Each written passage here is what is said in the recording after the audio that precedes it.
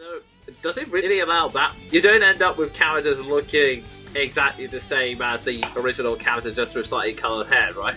Oh, no, definitely not. You can edit everything from hair color, body size, as I've said, height, as I've said, body nuances like the size of arms, legs, everything else. Literally, you can change the size of every separate body part, which I find cool. You can change, have I mentioned hair and eyes? Yeah, you can change that. You can change hair color, skin color, eye color. You have about 50,000 bajillion equipment choices, and you can now put patterns and stickers on those. Well, stickers. They're more like just markings and patterns. You can give characters scars and such. You can give them face paint, too. So yes, you can make the Joker for all you Dark Knight fans out there. Wow. That is pretty extensive. Yeah. Like I said, it basically takes Soul Calibur 3's pioneering system and doubles it. And yeah, most of my Soul Calibur 5 game time so far has been spamming this system to death. Well, fair enough. I kind of wish I had a system to play that game on now, but Yeah, and I kind of wish I had a camera to take pictures of all my creations and show them off here if we still used images. Ah, well. So, yeah, overall, you can recommend Soul Calibur 5 then? Let me think. Even though the fighting style has not changed in the slightest, and even if it is entirely for the character creation system, hell to the yes. Okay, I have one subject for review, but it's not in the video game section. It fits in television. Although, to be more accurate, the title section would be streaming on Crunchyroll. But that doesn't quite have the same ring to it, does it? No, it doesn't quite work with the massive ham voice. But yeah, I started getting back into anime recently, mostly because there was one really bizarre title that someone recommended via videos, and I was intrigued mostly because it was such a strange concept, and, well, come on, when you hear there's an anime called Bodacious Space Pirates, you can't... You know, me, and this is just my personal opinion on the matter, but if I were to hear that title with no context, I would think it was a porno. Okay. But that's just me. Yeah, thankfully it isn't, just to put everyone's minds to rest, but... Well, that's good. For some. And it's not the topic for this review. Maybe the next review. But anyway, in order to find out what the hell it is, I made an account with the streaming website Crunchyroll, which is entirely legal. It pays the companies and everything. And so, and what's also pretty cool is that it puts the videos up an hour after they've been shown in Japan. Wow, that's very handy. I need to remember that. Yeah, it's kind of interesting. No dubs, unfortunately, just subtitles, although that kind of makes sense in a way. However, I don't want to use the account for just that, so I started basically watching the first couple of episodes of some shows, basically just to see what they're like, and one of them is the subject we'll be talking about, Cardfight Vanguard. Or is it the other way around? The logo's kind of confusing in that sense. Sounds kind of like Yu-Gi-Oh! Well, it's funny you should say that. That's pretty much what it is. It's basically the latest in a long line of anime that are kind of following the Yu-Gi-Oh! Trope line of being an anime about playing card games with a fantasy bent to them, basically. Gotta love it, making anime after anime about children's card games. Pretty much, yeah. I mean, there have been several that haven't really had much success. I mean, there was Duel Masters, which I don't want to think about, and Bakuman, which was just freaking horrible, but... Oh wait, Bakugan, there's Bakuman, which is about making manga, and Bakugan, which is about really crappy card games, so... So, yeah, moving on. This is Cardfight Vanguard.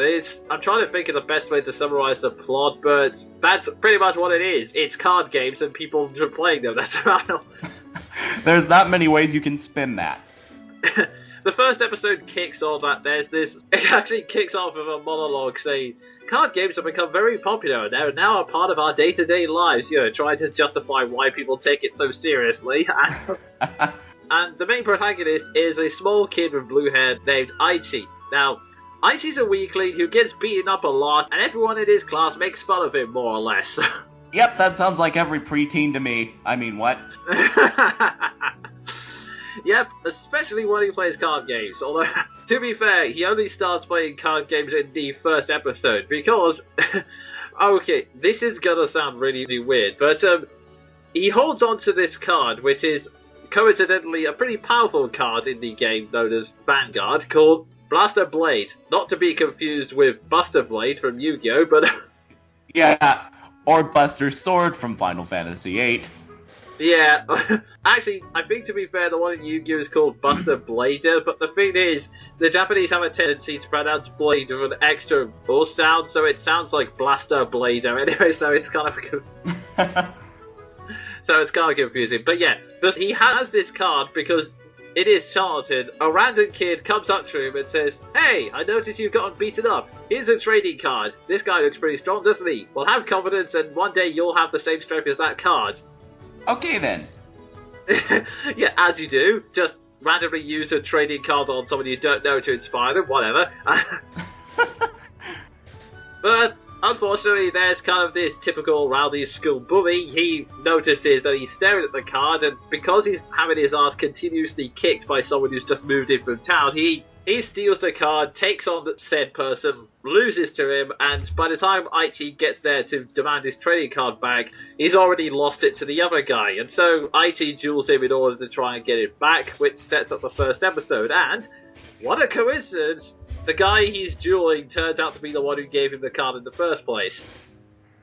Wow. Totally no one saw that coming. Yeah, totally not. Oh, yeah, his name is Kai, and he basically fills in the typical role of I can't exactly call him an anti-hero because, well, he's not quite as mean as some of the anti-heroes, but he is described as cold-hearted, and he's basically the silent, moody one, so that kind of... Oh, the obligatory Sasuke. Joy. Pretty much, yeah. And it doesn't help that everyone keeps banning on about how cool he's supposed to be, Ichi included, but I'll get into that. Oh, the obligatory Sasuke. Joy. Oh, dear. So yeah, you can pretty much guess what happens in the first two episodes. They have a card game duel, Ichi wins and keeps Blaster Blader, but he's now addicted to the world of Vanguard and suddenly starts making friends because card games makes people cooler. That's totally how it works. Well, if you were to ask the Yu-Gi-Oh! Forum on NeoSeeker. Anyway. Oh yeah, that's the upshot of the series. I've only seen the first 5 episodes and, like, one episode that's from much later into the series, but yeah, but it seems to be a series of card game matches and tournaments, basically, against different opponents, and I really wish I could describe more of the plot than that, but that's about it. So, yeah, it's Yu-Gi-Oh! Pretty much, although it's kind of weird. I mean, there are some things Vanguard does have going for it. I mean, most of the character designs are slightly more interesting. They're colourful and unique, but they don't go into quite the over-the-top sense of Yu-Gi-Oh! I mean, no one has a starfish for a head, for example. I mean, yeah, admittedly their hair is multicolored, which kind of takes the edge of it, but they kind of look semi-plausible with hair anyway. And like I said, Kai is broody, but he's not quite as bad as some of the others. This year he has some sense of decency from the first episode, which is more than I can say for a lot of characters of his archetype. Now, the soundtrack's pretty awesome. It has a guitar blaring away throughout most of the matches, which, yeah, you know me, guitars are my biggest musical weakness. Well, I approve too, so yay, let's be weak together. Yeah, although, to counteract it, the first opening song has my biggest pet peeve, which is English. Oh boy.